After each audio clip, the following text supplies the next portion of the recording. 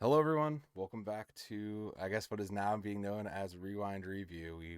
We've at least found something resembling a title We're for getting this. there It's getting there. slowly. Maybe we like it, maybe we don't, but it's there. I'm Sovdan. I'm Sam. There's Stev, and Stev. Last week you alluded to something, and you alluded to the fact that we would bring one that was probably not great, and boy, were you not kidding to me.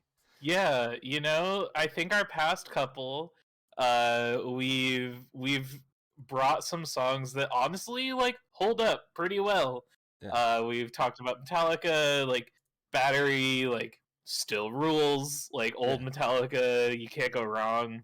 yeah. And like Rufio was a cool band that I had never heard of but had some cool stuff going on. Pretty neat. And I figured it was time to bring us down a bit. We can't get too high on old music, and we have to No. remember that cringy old music that we also used to listen to. Yeah, Uh, this sure is. So so so the song today is Godsmack's "I Stand Alone," it which sure is. which to be fair, I had not heard. I had not listened to a bunch of this, but uh, man, did this go? This sure went some places.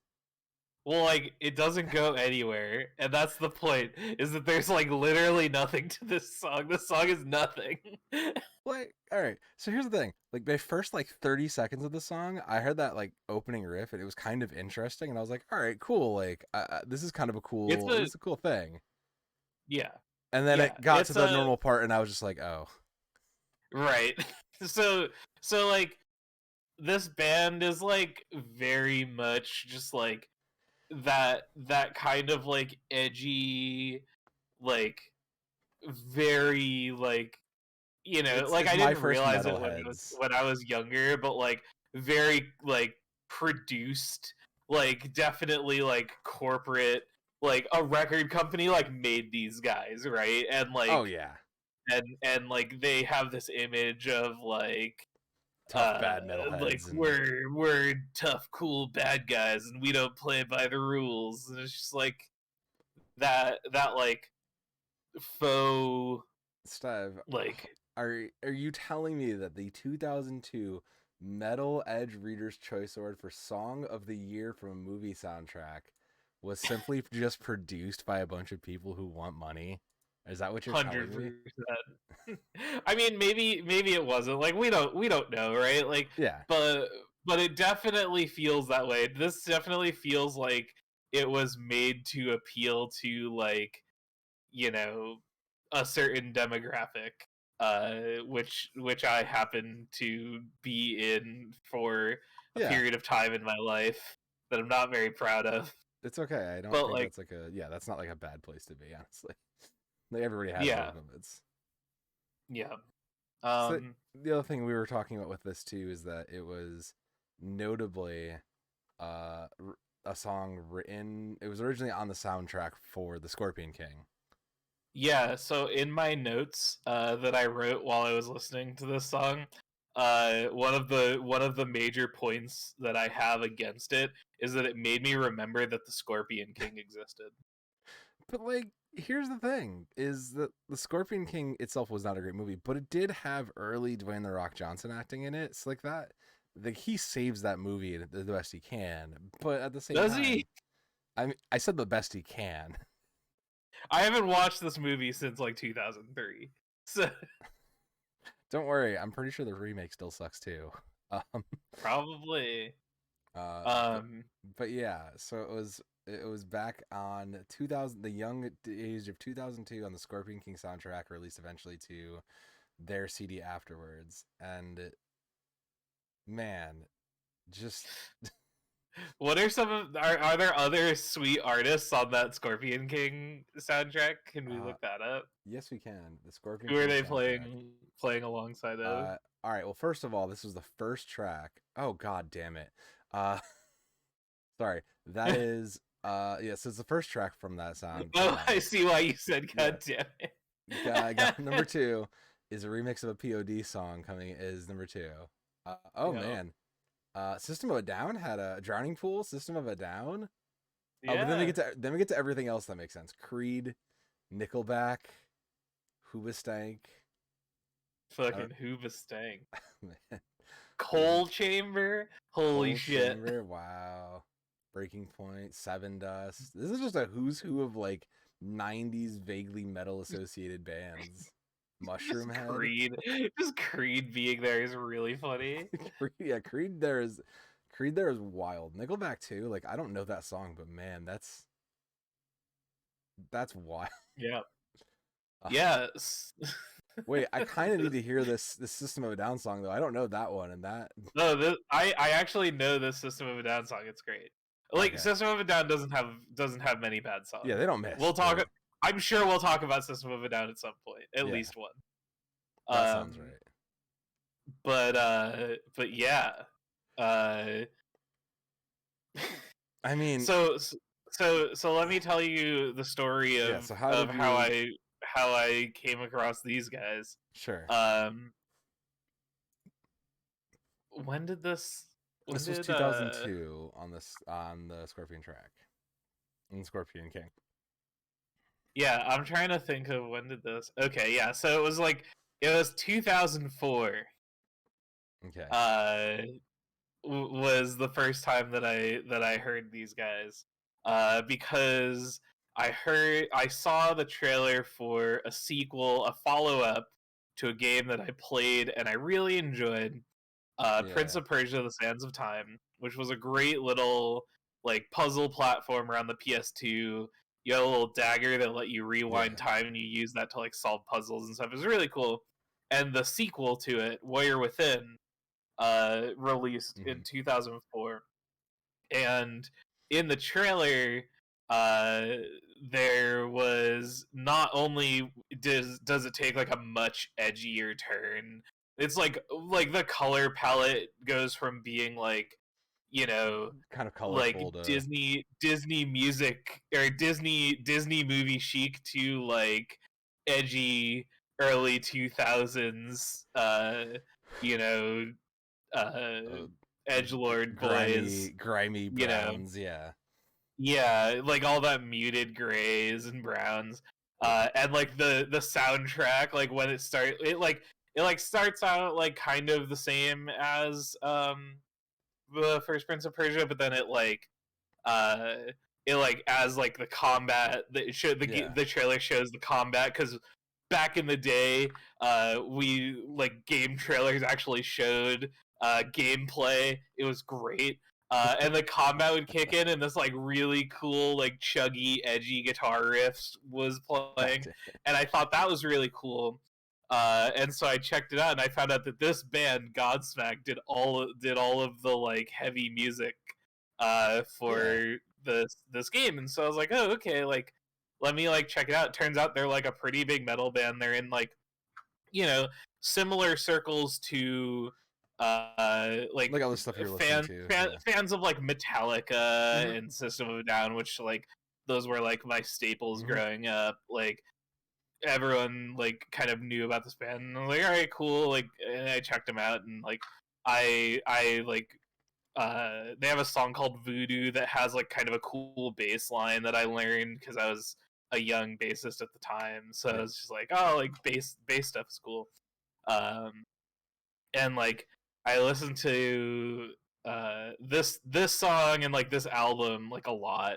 I thought they were like really cool when I was young and impressionable and kind of edgy. Yeah.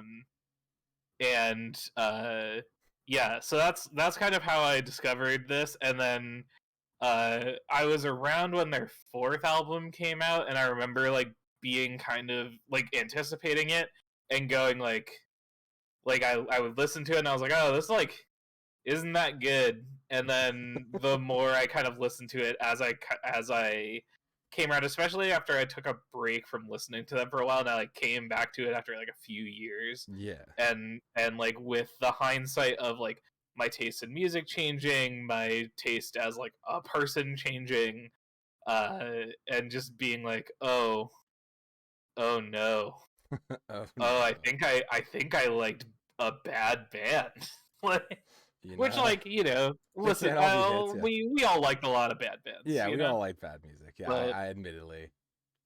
yeah, that was my introduction to these guys, and yeah, like going back and listening to some of it has been a bit of a trip, I could especially now. definitely see that. Yeah, I could definitely see that. It's I mentioned this prior to going in, but like it's a shame because the first like 20 seconds of this song was like kind of rad. It had this like cool kind of off-timey sounding riff. It sounded really dope. And then Mhm. we get to this just like generic ass chugging and I'm like and like Yeah, everything else kicks in and I was just so disappointed. I was like yeah, I don't know why I was expecting this to like last to do something cool. And then I was like all right, we're kind of into a group. We're grooving on something kind of interesting. Oh, right. unfortunately. Yeah, and like, and that's the thing is just like it, like, so this song for me, the feeling that it evokes is, and like maybe you've had this experience, maybe you haven't, but like as a young like bassist slash guitarist, this happened to me a few times, where I'd be like hanging out and I'd be like watching TV or something, and I'd just be like practicing or running scales or riffing, because that's how I used to practice to Yeah. keep my brain from being bored about the fact that I was just like running scales. And I would like eventually just start riffing, and I'd come up with like a kind of cool riff that I thought was neat, and I'd go like, oh, like I should like turn that into something. And so I like sit down with it, and I'd write what was ultimately just like an A section and a B section that was just basically like the same riff, like but Slightly slightly different, modified, yeah. and like that extrapolated out into like being a song is what this song feels like. It does though. It really Because does. we've got these like big octave jumps in the main riff, which like sound kind of cool, and then it's like, all right, what are we doing for the verse? And it's just like, I don't know, let's just like take those high parts out and like add some like syncopated like pop mutes or Yeah. whatever, like, and then like some lead in chords just to get back into like the cool part that everybody wants to hear. Yeah. And like then there's like this kind of like bridge like breakdown, which like would be kind of cool. There's like a talk, the guitar's doing some like talk box stuff Yeah. for like this like ambient Like noise, yeah, like noise you know, sounds and yeah.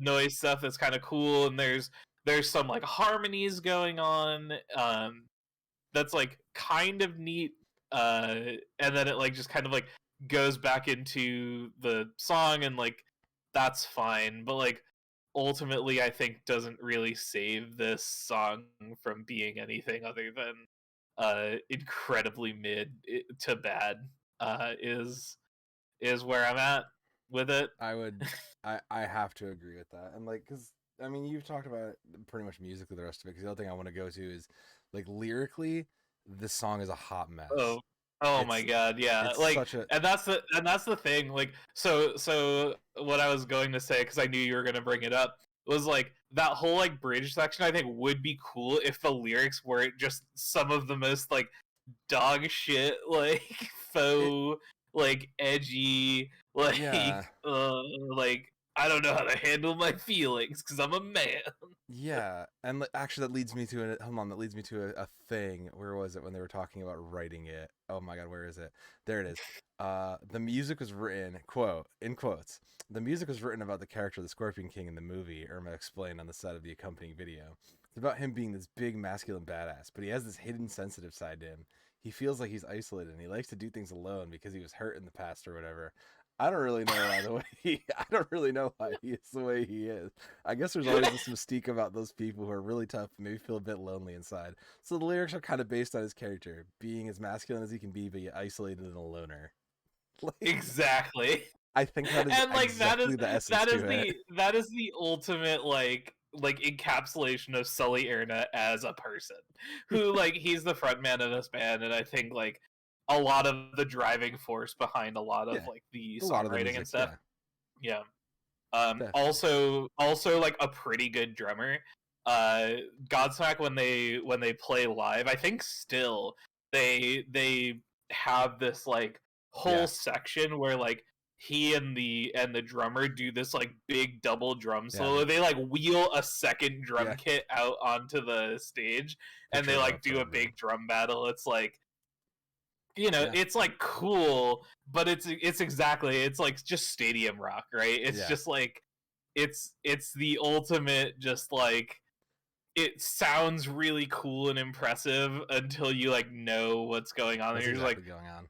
all right, cool. Like you're just doing like Tom Fills, like.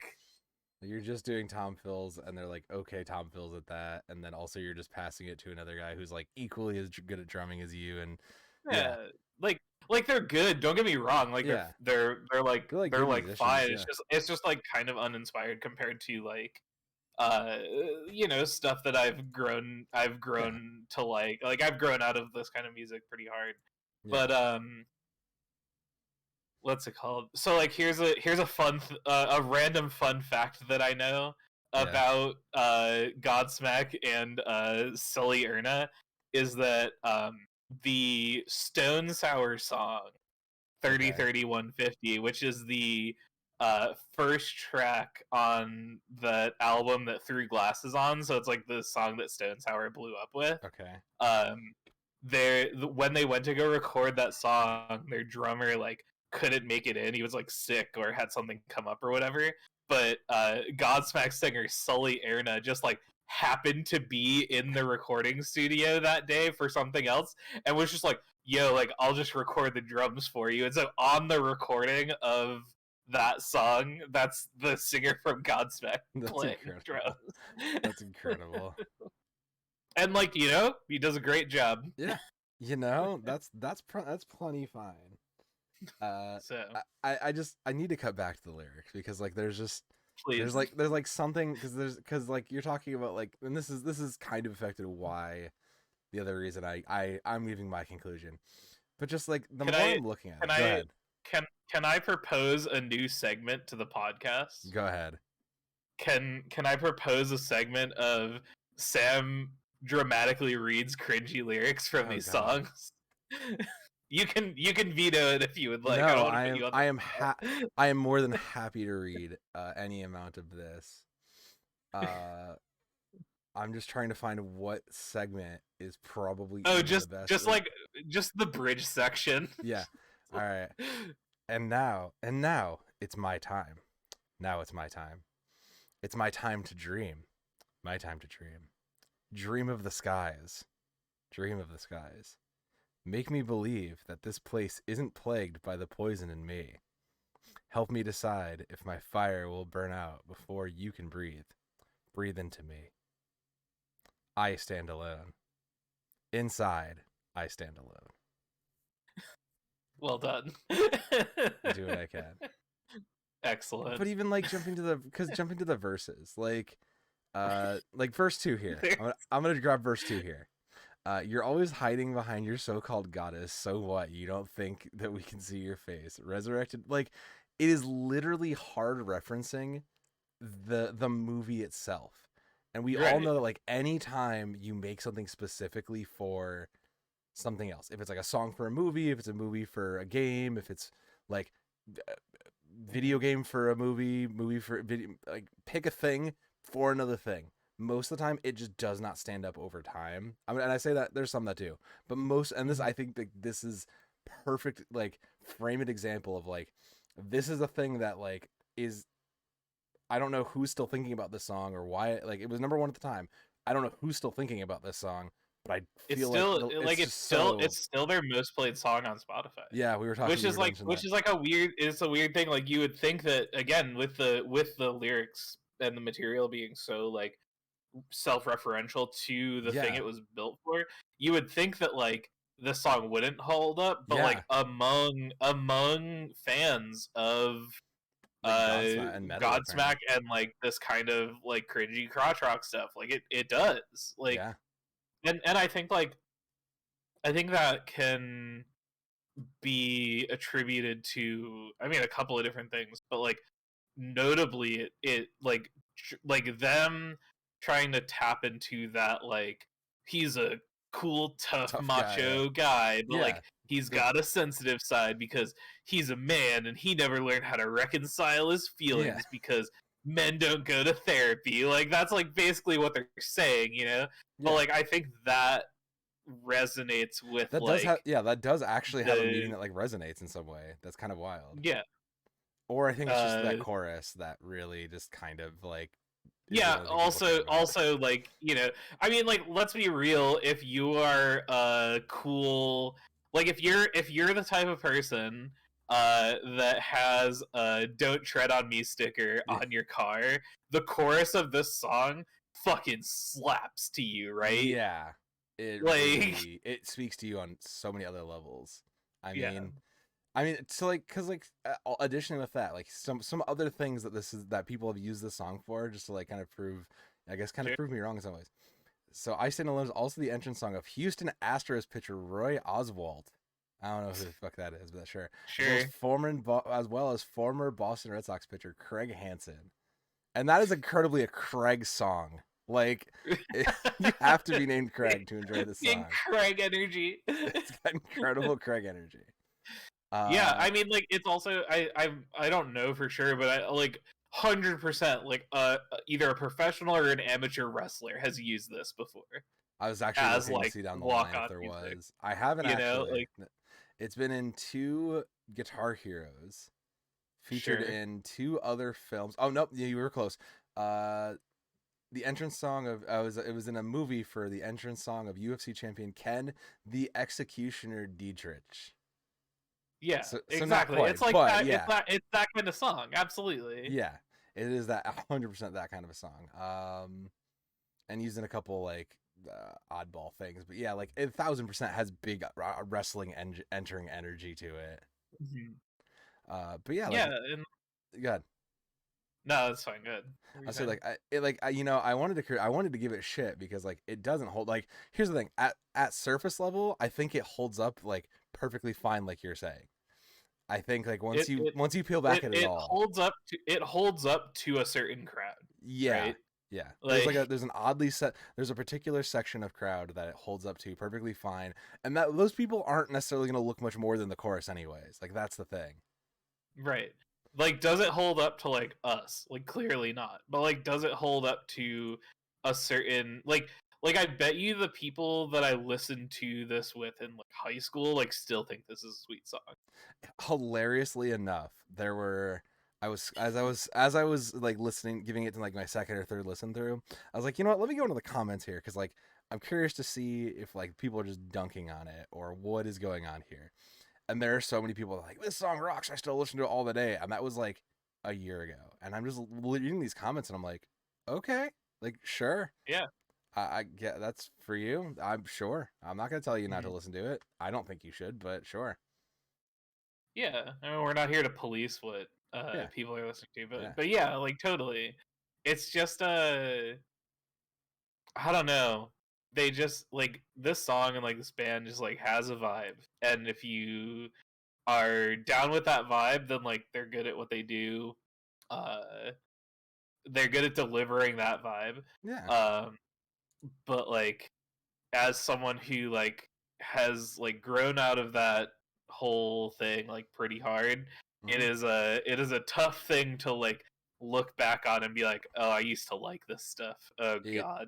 Yeah, at 1,000%. I feel that we will have several of those. I feel like coming down the line, but yeah, like it is. But like I can see how like early like this is like good exploratory music. I feel like when you're coming into like oh, I found music I like. Let me like see and expand and like what else is out there. Like, this is definitely a thing that you like try listen to a little bit, and like at the time not knowing better, you're probably like, okay, this is probably like this is pretty cool. I'm here for this. And then you like Yeah, move on it, they're a and then good you grow they're on a it. I think that it's if you like think about like the trajectory of my musical, like if I think about my musical trajectory, I think that this is a good like these guys are a logical next step from Yeah. Metallica. Oh yeah. Like 1,000% getting can see into that. Metallica and kind of like getting into like System of a Down and stuff like that. I think It's an these adjacent, guys yeah. are like a reasonable kind of like sidestep, Yeah, it's a and lateral, yeah. then yeah, and then it's like it's definitely like a jumping off point to get into like heavier stuff or like proggier You stuff have to or say, whatever. because like that kind of like intro riff and that kind of like that chorus could like definitely go like if you're following like going to like a porcupine tree or something like that could definitely get way proggier or something if you like keep that going.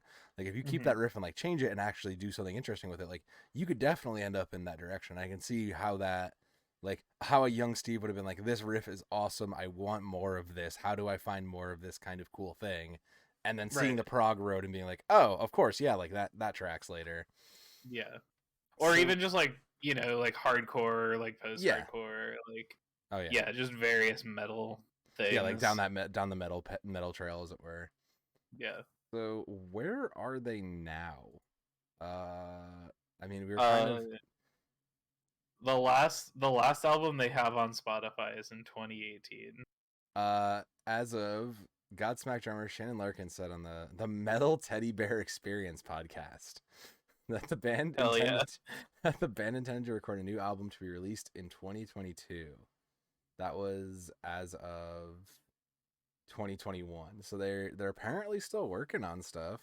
In the studio, They're getting in those hot fresh tracks. yeah. I Um mean, yeah, then it's been their last one prior to that was 2018. So yeah.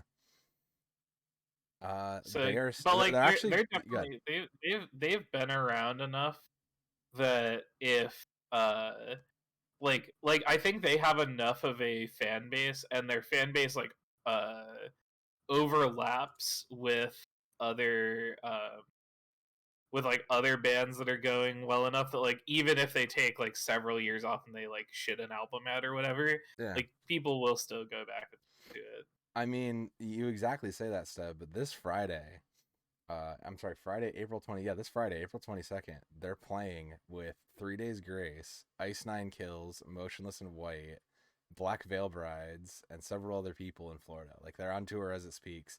Looks like they're headlining. Of They're course it's in Florida. yeah. Well, that's their newest one. They're coming to they're Oh, coming. Florida! I bet you Florida fucking loves Godsmack. They probably do. Well, I mean, like they're in the middle of their U.S. tour. They have a European tour coming up. It looks like, but like so some of the like it's them in 3 Days Grace, and it looks to be that like everybody else with them is gonna vary. And when they're in New Jersey, they bring basically most of that crew. Where did I see? In Milwaukee, they get Asking Alexandria. They pick up Mhm. Asking Alexandria, which like that also sounds like a pretty similar like next step away from that. Yeah. Oh wait. Oh okay. Oh, they're canceling the shows in Russia. Okay, that's the good on. Oh well, that's something I didn't expect to I mean see. that makes sense. That makes sense, but I don't know if I expected to see that, but sure. But yeah, so they are still active, still doing stuff. That's new album coming soon. I mean, hey, they've got a niche. Like in a way, they did kind of pioneer a lot of this stuff, right? Like in some of its own ways too. Yeah. Not Do necessarily you like wanna the greatest pioneer, but yeah. do you wanna hear some numbers of streams? Yeah, let's hit some numbers just to show the let's hear it. Uh so their number 5 most streamed song Okay. is a song. Well, this is weird. It's like out of order. It's just a Okay. pop. I guess it's just like 5 popular songs. Okay, sure. So like their most recent single is called "Bulletproof" because of Yep, that course it was is. the 2018, Uh, yep. Sure. with 96 million streams, Okay. like respectable. That's yeah, commendable, Uh, yeah. Voodoo, which I think I mentioned before, is like Yep. one of their first singles, 86 million streams. Oh, okay. Uh, a song from I think this is from their like 5th album called "Crying Like a Bitch." Has 91 million streams. Awake, which was off of their album before Faceless. This is the Yep. song that you remember from those army recruitment yeah, commercials. The like did did did did did did That's did it. Yeah. like it's just like big like army energy, and there's like a guy like voiceover, and that song's been streamed 94 million times. And then the titular "I Stand Alone," standing alone all on its own with 193 million streams. Wow. Like, crazy. Wow. That's that's big numbers for a band like this. That's actually kind of insane, all things considered. Did They have 30 they have 3 million monthly listeners basically. that's insane. Yeah. That is an amount of wow. Sorry. Yeah. I also found Where Crying Like a Bitch came from, and that was I had to figure out that. That came off their album The Oracle, their 5th album. But yes. Mm-hmm. So like question to you, because you played it, I assume. Because this was like, you said they like worked on or were like inspired by this for that Prince of Persia game. Mm-hmm. Was the game any good? Oh yeah, the Prince of Persia games are sweet. No, was that particular one though? Yeah. Okay, 'cause I know like one of them sucked, but yeah, no. So the original trilogy, which is Sands of Time, Warrior Within, mm-hmm. and I do not remember the name of the third one, was like really cool. And Warrior Within like really refined a lot of the combat parts. Like the first game was very much just like time rewindy, bendy, like puzzle platforming, which was cool. And then Warrior Within was like that plus like this like really like they like redid the combat system. Yeah, you had 2 swords because of course you did. Yeah, there was like this whole mechanic where you could like pick up weapons that enemies dropped and like eat them to at things. Like it was cool. It was a cool system in a lot of ways. Like the Prince of Persia series walked so Assassin's Creed could run. Oh yeah, 1000%. In a lot of ways. Okay. So I like know yeah, I know one of them was bad, but I didn't know which one. So after those 3 games, they did like kind of a reboot of the series. Yeah. And it only had 1 game, and that was not a very good that game. Was not the good one. Okay, that's that one was. Yeah, it had its moments, like it had some kind of cool stuff that it was trying to do, but like ultimately didn't really succeed in capturing the magic magic of it all. All right. The OG. Well, so. I guess it's time to start considering the outcome stuff. So, does it hold up? Do you feel? Does Godsmack's "I Stand Alone" hold up? It's honestly like so I came into this show kind of like being like no, like there's no way, but like as we've kind of talked about it, I'm just like maybe, but like for its crowd, for its demographic, it like clearly still does. So like I was ready to give it a really low score, but I think it's just gonna get a 5 out of 10 finger death punch. God damn it, that's pretty good. Yeah, no. Similarly, I was ready to like dunk on the song, like the words, and it was just cringy to listen to. It was awkwardly spoken. The singer's voice, despite it being described as new melodic heights and singing, metal singing, absolutely was like a pain to listen to. But the more we like talked about it, they actually did kind of a good job. Like there's no denying that like I can see how, like you said, like for the crowd and for the fact that like that the chorus can definitely like hook you. I could definitely see that hook working. It's like it definitely worked for their crowd. And yeah, like I also was ready to give it like low scores, but here we are, and instead I'm gonna give it a, you know, I'm gonna give it a 4-minute drum battle out of 10. It's I can see why it would hold up to some people or like some sections, but I think like in history it will eventually lose to so many other things. Yeah. Yeah, I just had like an interesting closing thought where like the way that these guys were like writing for media is like kind of weirdly reminiscent of what like Imagine Dragons is doing with like the League stuff, with like Arcane and stuff. and like it feels like like Did this is gonna be Godsmack weird. crawl so good? This is gonna be a weird thing because I don't want people to think that I like Imagine Dragons. Like they're fine, right? But Yeah. like Imagine Dragons does what Godsmack did with I Stand Alone, like really like refines the process and does it like Yeah. way better, right? Oh yeah. Like Godsmack like crawled the so Imagine Dragons could run. yeah, exactly. Got it. I don't disagree though, because you're right. Because this is that kind of like that was the era when like this kind of stuff was real, and I mean it hit number one. It was like a top track. It's still a lot of people's favorites apparently, and you know I'm sure 10 more years from now, someone will be like, man, that Imagine Dragons Enemy song really was garbage when we look back at it. But you know, But who like, even is it knows? though? It's probably Is not. it though? It's actually really good. We can't really do a rewind review on it, but like, No. maybe someday. It is a So, non-zero amount of thoughts. All it right. is thought. I'm gonna take us. So here's your teaser for next week. I'm gonna take us in a whole new direction. I'm Okay. gonna take us in something that I think somebody would have expected at some point, but I think one would say One Direction. no, that's too new.